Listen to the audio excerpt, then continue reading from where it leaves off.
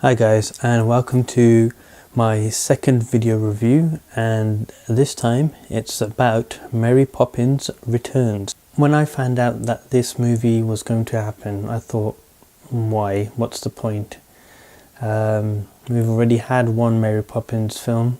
It finished, it completed, and that's it, it was done. So I was kind of puzzled that they've added on an extra movie, but I guess now that the author has passed away, they can make all the movies they want now. As you can see, I'm wearing my Christmas jumper, and I was in a festive mood, and I hopped along to the Odeon at 9:30 in the morning to watch this. First two songs were okay, but I realized that I need to catch some sleep in between the rest of the songs, so I heard some of the songs after the first two, and towards the end of the movie I watched all the dance numbers and whatnot.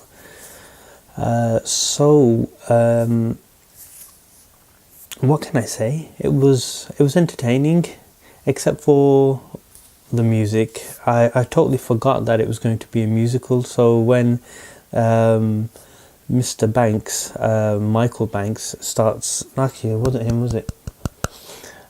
When Jack, the lamplighter,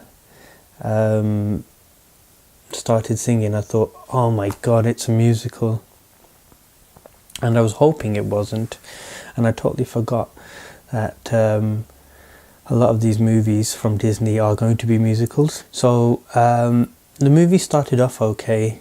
The premise was that Michael's wife passed away. He's got 3 kids, and his sister pops in, and we find out that he took out a loan after or during when his wife was either ill or passed away, and he couldn't keep up the repayments because he's quite absent-minded, and yeah, so that's where the adventure starts. So it was interesting.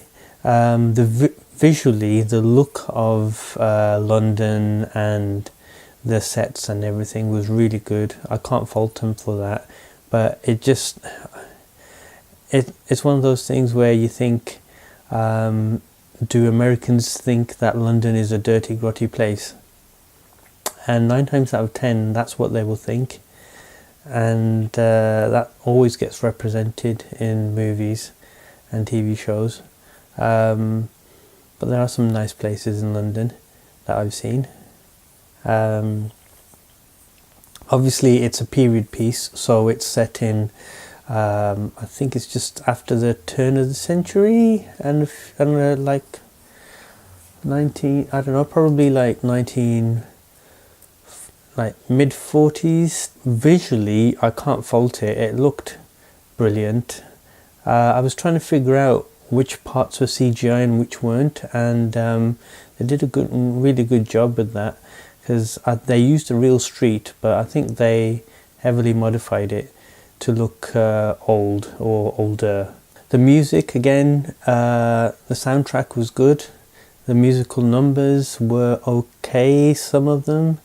The ones earlier on and halfway through were a bit depressing, so I think that's one of the reasons why I wanted to switch off, but I fell asleep in certain places. It was still enjoyable. I did actually get the movie. I understood what was going on at all times, even though it's one of those where they end up in one place and they're doing something with cartoons, and the live action mixed with the cartoon characters looked really good.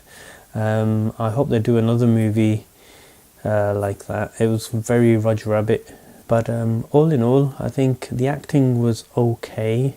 The kids weren't that annoying, but I think Emily Blunt did a good job, and it was good to see Dick Van Dyke, even though he didn't do much. And Angela Lansbury was there for the end, and it was quite good. I enjoyed watching it. It kind of started dragging, so it was about 100 and 30 minutes, which was like, okay, that's getting a bit too much now, because there were parts in the movie that were dragging, and it was mainly because of the musical numbers. Anyway, apart from that, it was a good, fun movie. You could take kids to it, not a problem. It's one of those where if you were a fan when you were a child, you would love it. I'm not too sure what you would have thought of Emily Blunt playing Julie Andrews's Mary Poppins, but she did a decent job from what I could see. The supporting cast were good. I'm not too sure about the guy who played Michael. I think his moustache was too...